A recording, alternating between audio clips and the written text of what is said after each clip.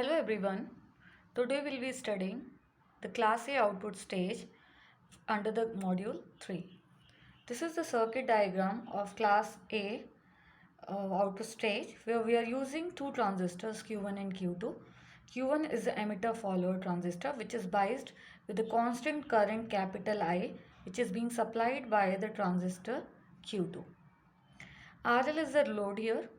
Vi is the input signal which is being applied at the base of transistor Q1. Now this configuration is most popular which provides you low output resistance. Let's look at the transfer characteristic of this. So when you want to see the transfer characteristic, it looks like this. This is your Vi. It is plotted between Vi versus V0 and this curve passes through the voltage VV1 and this here it gets saturated. This voltage we will name it how much it is, and here at the negative input voltages you will get two curves here. One is this one, another is this one. We'll name this also. Before that we should understand how we are getting these output voltages. Now in this figure if I apply KCL at this node, let's suppose this node is node A, so I can write IE1 is equal to capital I plus IL. So this is my one equation.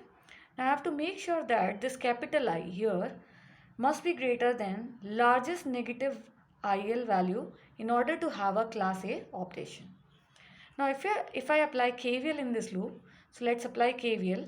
So if I apply KVL like this, in this loop like this, so I will have the equation Vi is equal to VVE1 plus this node voltage is how much? V0 with respect to ground plus V0. So from here I can calculate V0, that is nothing but Vi minus VVE1. So this gives me the output voltage here. Now this equation will help me in finding out the values of V0 when your Vi is positive. Now you can see here this curve is not passing through origin but it passes through VE1. Why this is the case? Because when you put V0 is equal to 0 in the equation 1, your Vi will come to be equal to VBE1. That says that you have a coordinate as VBE1 comma 0. So that is the same coordinate I have plotted here. Now if you keep on applying your positive input voltages here, then what is going to happen is your output V0 gets saturated. And what is the voltage at this output here? What is this voltage at which saturation happens? That is nothing but your voltage VCC. This is plus minus VCE set. So this is your Q1 gets into saturation, and when Q1 gets into saturation, your V0 here will be equal to VCC minus VCE1 set. VCE1, I'll call this as VCE1 because this is transistor Q1. So this voltage came to be VCC minus VCE1 set. Now if you apply the negative input voltages, negative Vi, when you apply negative Vi, you have two possible curves. One is here, one is this one. Now, one possible curve which is available is this one, and this occurs when your Q1 turns off. And if your Q1 turns off or it goes to cutoff, then your conduction will happen only through this transistor Q2. And thus current I, capital I, will flow through this RL, and thus V0 will be nothing but minus I times of RL. Because I have drawn like this, if I draw opposite it will be minus I into RL. So this point will be minus I times of RL. So at this case when this current is there, your Q1 should be off. Then only I'll get this curve here. I can have also another minimum value of V0 minimum at when you apply the inputs to be negative, which is nothing but this curve. Now we should find out what value it should be here. This value will be nothing but given by the value when your transistor, this Q2, goes into saturation. So once this is in saturation, the voltage here will be VCE2 set. So this is plus minus VCE2 to set once it goes into saturation. So now I can write your voltage equation as V naught is equal to VCE to set minus VCC. Same thing I will write here.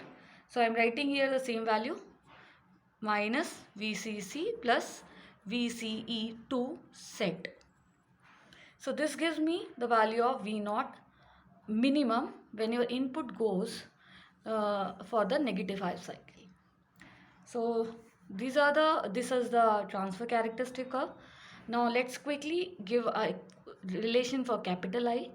Now if I want to get the minimum curve, this curve V naught to be minimum, this value here, then your capital I, the current flowing through this Q2, should be greater than equal to the mod of this value minus VCC plus VCE2 set divided by RL, because capital I flowing through this will be equal to V naught divided by RL. V naught is how much corresponding to this curve, this value, so divide by RL.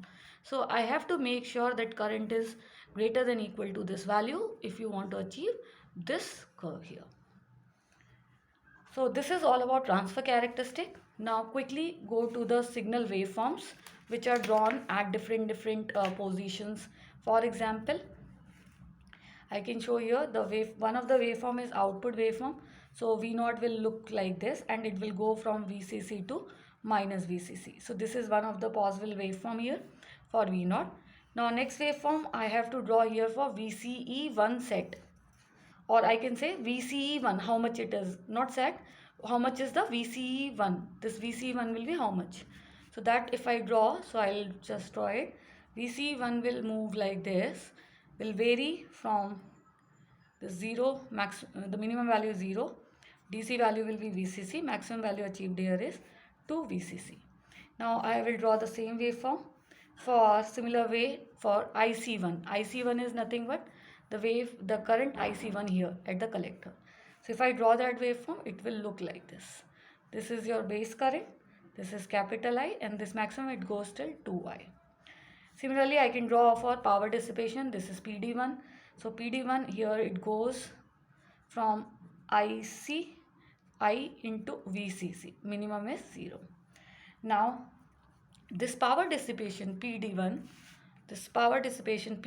is nothing but the instantaneous power dissipation across Q1 transistor, which is given by the value VCE1 into the value of IC1. So this is the formula for power dissipation across transistor Q1. That is VCE1 into the collector current IC1. Now we want to calculate power dissipation. So if I want to calculate power dissipation, that depends on the value of RL. So if RL, I can have three cases here. Now power dissipation across Q1 depends on the value of RL. So if I take RL to be infinite, or I can say V naught is open circuit. If say open circuit, V naught is open circuit, then in that case if V naught here is, this RL is infinite, so V naught is open circuit. So in that case your IC1, this current IL will be 0. So IC1 will be equal to capital I, because this is the only current. So here I can write IC1 is equal to capital I, and thus PD1 is nothing but I into VCC, because power supply here is VCC, capital I current flowing through here is capital I, because IL is 0. Next we have a case when RL is when your V naught is minus VCC. So when your V naught is minus VCC, in that case your value of PD1 is nothing but VCE1 into IC1. VCE1 will be nothing but, how will we see? If this V naught is minus VCC, so VCC minus of minus VCC, that is 2 VCC here, and thus it will be 2 VCC. This VCE1 will be 2 VCC. IC1 is nothing but capital I. So this is the power dissipation. The third case is when your RL is 0. If RL is 0, then you can say here there is a short circuit. So here I can say output is short circuit,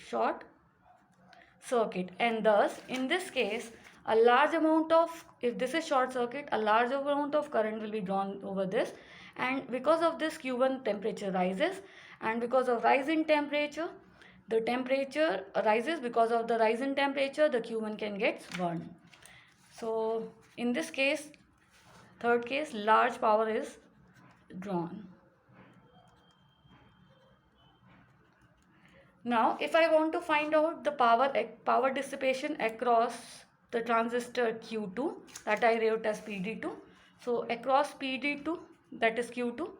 If I want to calculate maximum power dissipation, that will be nothing but when V0 is minus VCC, at that time the maximum power dissipation across Q2 will happen.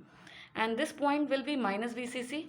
So V0 is, when V0 is VCC, at that time maximum power dissipation will happen across this Q2. So when V0 is VCC, so VCE2 will be nothing but VCC minus of minus VCC. So it will be 2 VCC, and the current flowing through it is capital I.